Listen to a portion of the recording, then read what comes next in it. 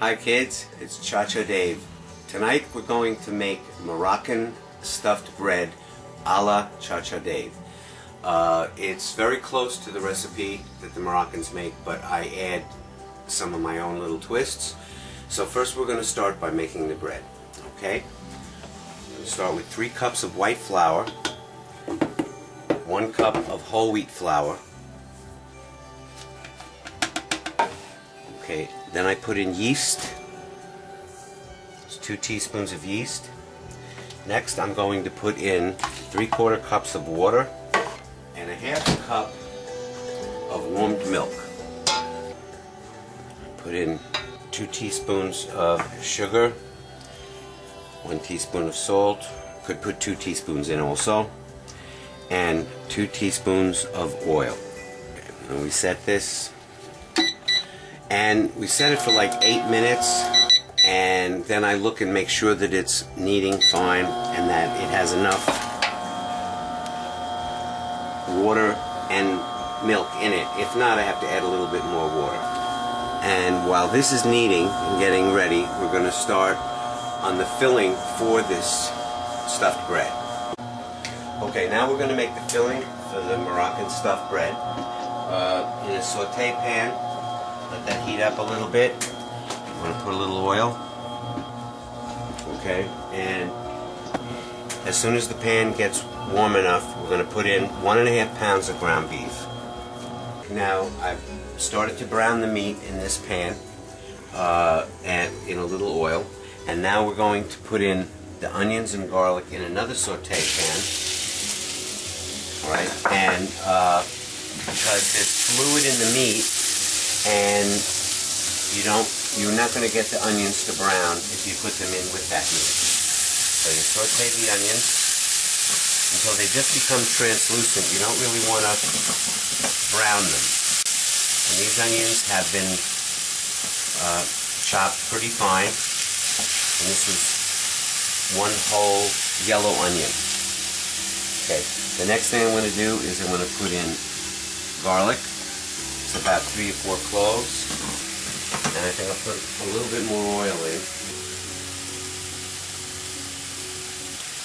Alright, put in the garlic. And you don't want the garlic to burn either. You just need to take some of the moisture out of the garlic and the onions, because it's going to cook it when we mix it with the meat. It should be done pretty much on high heat.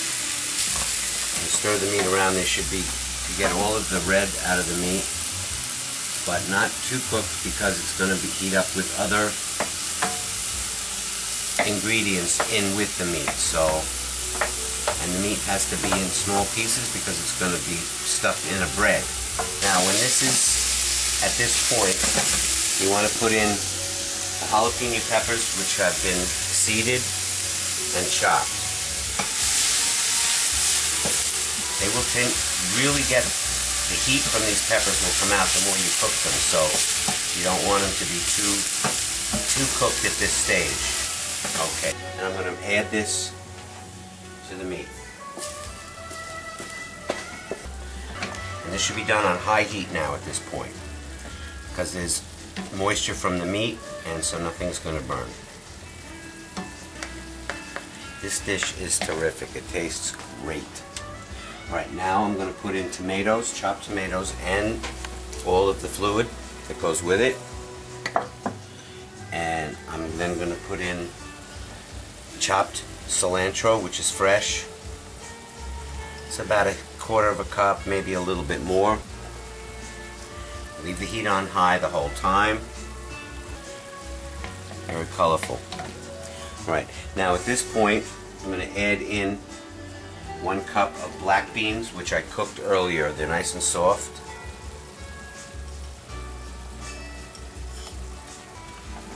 Give that a stir. Okay, then I put in some ketchup, because it gives it a little zip. You need a little bit of seasoned tomato. A little bit of salt, not too much. You can always salt after, and a little bit of black pepper.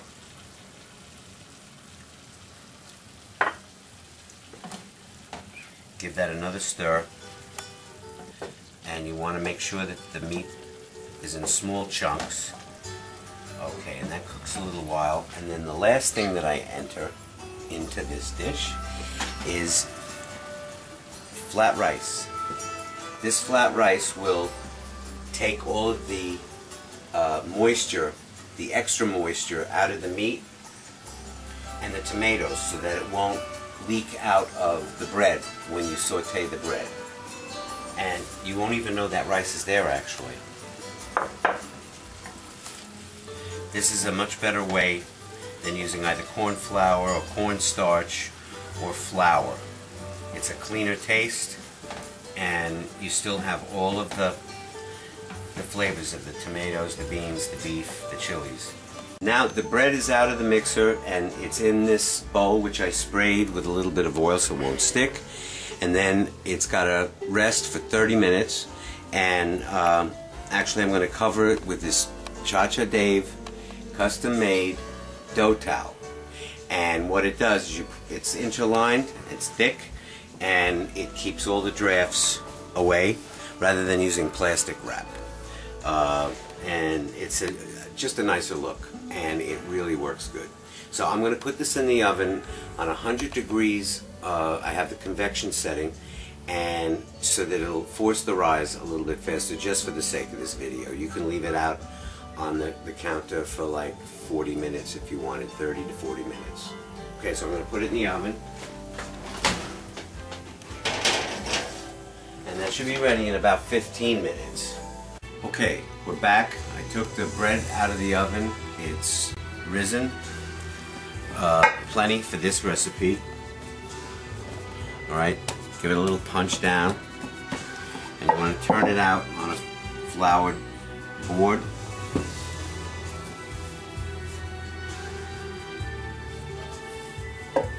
Just give it a slight knead, fold it over into a ball. Then after you do that, you want to make it into a rope.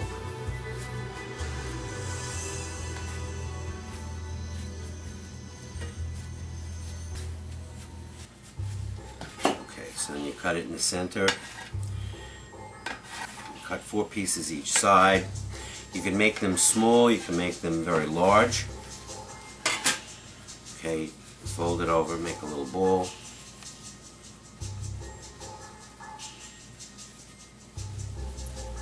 Now I've taken the dough, which has been rising a little bit, and I actually brushed a little bit of real butter on top of these, and I have the rest on another pan. And you roll this dough out. It works the best on this marble board, but if you don't have a marble board, you could do it on a wood board. And it's best not to use too much flour. And you don't have to worry about the shape. Try to make it as thin as you possibly can, because then when it fries, the dough will puff up a little bit, and you don't want too much dough, you want more of the meat.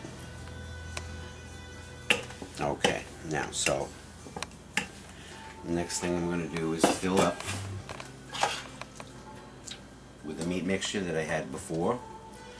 And they're fairly large, these pies, so you can be generous with it. Smells really good. Alright, now you're going to fold this over the top. Fold this back over. I usually press down just a little bit to make the filling move in the dough. Fold this over. The butter that has been put on top of this dough has sealed this. I like them in a square, some people do them in an oval.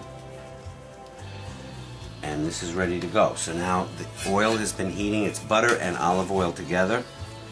You put the seam side down, okay, in this. And it's not really deep fried, it's in between deep fried and pan fried. It cooked. And now, this is one that I made before. Okay, usually it's about 3 to 4 minutes each side. Okay, while those are cooking, I'm going to make another one. The butter really helps this dough stay supple. I'm going to put more filling in. And these are certainly not appetizers. This can be served with vegetables on the side, but one of them is plenty for one person. Alright, you fold it over. It's real easy, isn't it? Fold that back on the top. Fold that one over. Make it into a square. I press it down to fill that out. And then I'm going to just put this on the platter, seam side down. These can stay a little while, but not too long. Now this, you can hear the sound. It's dry. Listen to the difference. The air has dried this in just a matter of a few minutes, so you can't leave them too long. Alright, now we're going to turn this over.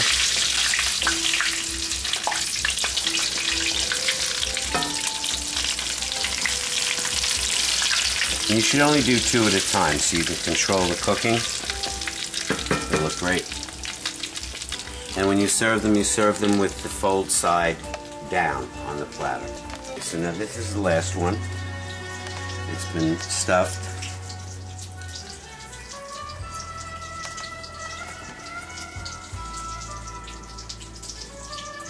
Press it down, push it in on the side so that the mixture will fill this up. Turn it over like that. And that's ready to be fried. Now these here, sometimes you have to take a little look. This can go for just another couple seconds. Also, I want to tell you that they're not eaten right away, and you can keep them in the fridge for up to a week covered. When you reheat these, you reheat them in a toaster oven or a regular oven, and they'll crisp up. Don't put them in a microwave oven because they're going to get all soggy. Okay, so, and I'm going to take this out now. The dough on the sides should be a little white still, because we're not deep frying them. Right, and turn them over again, folded side down, like that. Okay, so now here it is for presentation. Okay, and this is actually, one is good for one person. You could serve it with a salad. You could serve it with a dip that I just made, which is just sour cream, and it's a sweet chili sauce, which is really quite delicious, and you can just dip it in there. The thing is that we eat with our eyes, so you want to try to make things look nice. If you just throw it on a plate, it's not attractive. So you give it a little bit of greenery on top, and I'm going to try this for you. I cut this already, and that's what the inside looks like. It looks really good. And let's see here.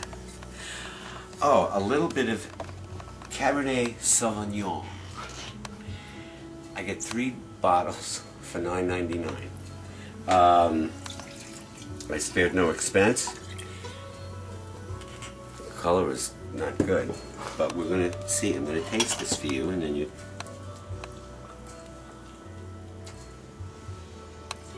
Oh my God, this is dreadful. No, it's really delicious. I love this. It's still pretty hot. Dip it in the sauce. This is really good. Give it a try, because you got to try different foods, fusion foods, things that all mix from different cultures. And this isn't too hot. I didn't put that many jalapenos in here, so even people who really don't like food with a lot of heat, this really wouldn't bother them, and it's really delicious. I love this. See you next time.